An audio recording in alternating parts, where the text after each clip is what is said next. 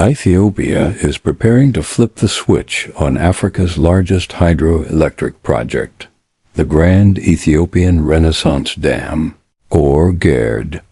The $5 billion mega dam on the Blue Nile was set to officially open in early September, marking what Prime Minister Abiy Ahmed has called a historic milestone for his country. The project, which began in 2011, has been largely funded by Ethiopians themselves through government bonds and public contributions. Towering 475 feet high and stretching more than a mile long, the dam is expected to double Ethiopia's electricity output, a major leap for a nation where nearly half the population still lacks reliable power. But while Ethiopia celebrates, tensions are running high downstream. Both Sudan and Egypt have warned that the dam threatens their water security.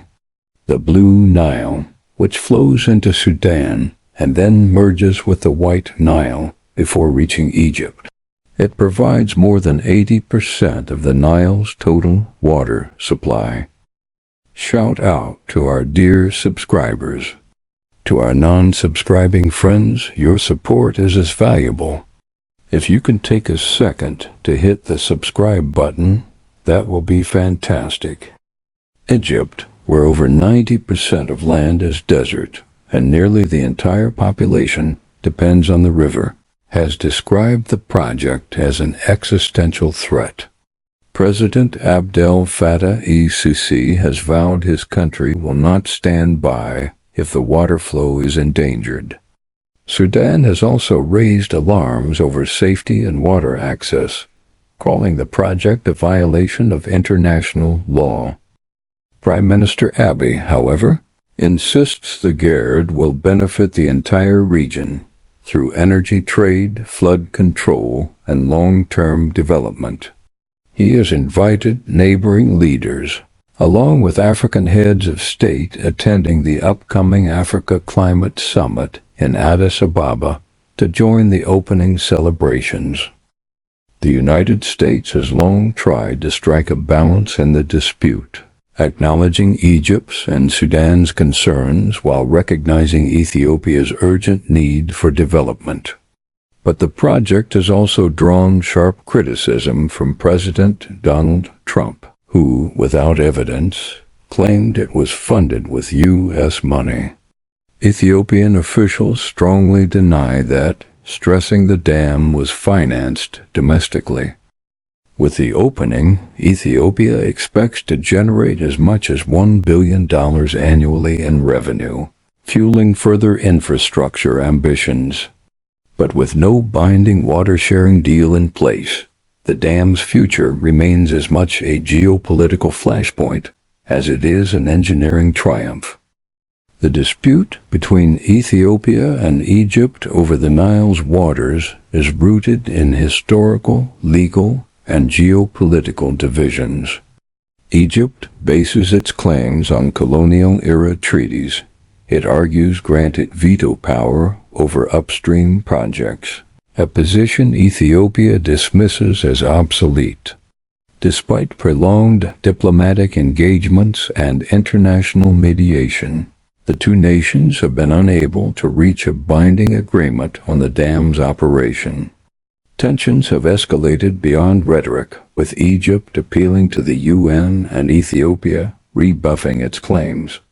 It's worth noting that Egypt's military support to Somalia, which has its own tensions with Ethiopia, raises fears of a proxy conflict. Fundamentally, the crisis transcends water allocation, touching on core issues of national identity and sovereignty. For Egypt, the Nile is an existential necessity, while for Ethiopia, it represents a testament to its development and resurgence. As for Sudan, it may have a good pretext to complain about the upstream dam.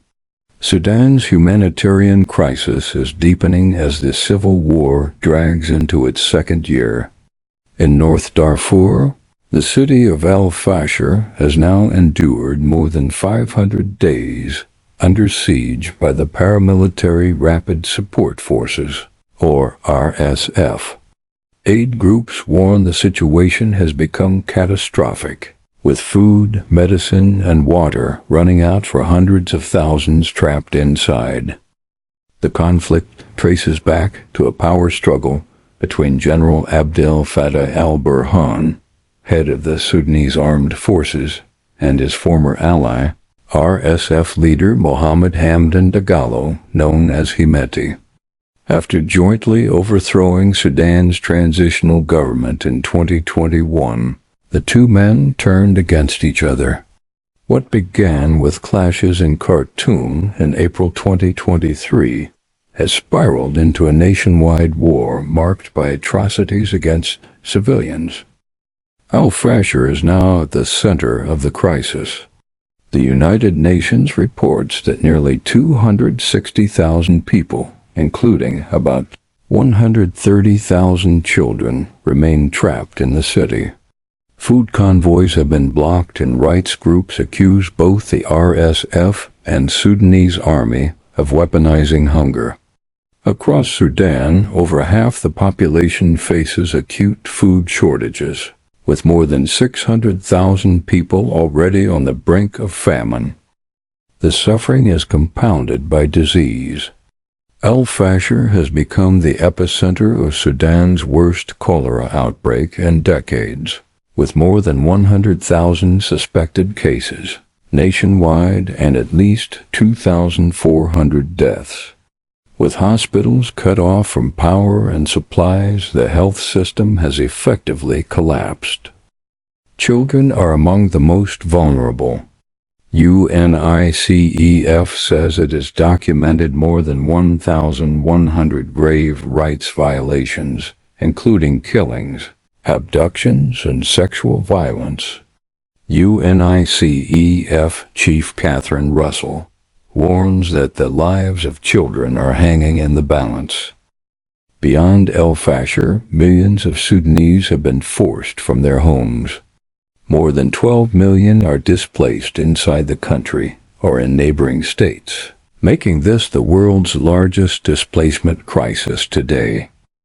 International aid has been scarce. The United States once provided the bulk of support, but funding cuts under President Donald Trump left Sudan's humanitarian response gutted. Other donors, including Canada, have offered assistance through the UN, but rights groups say the global response remains woefully inadequate. Meanwhile, the RSF has expanded its sieges to other cities, choking off what little aid might reach civilians.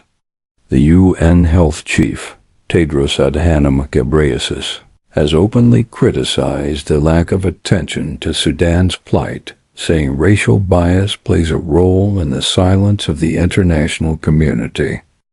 Despite the neglect, organizations like Amnesty International, UNICEF, and the International Rescue Committee continue working to deliver what relief they can.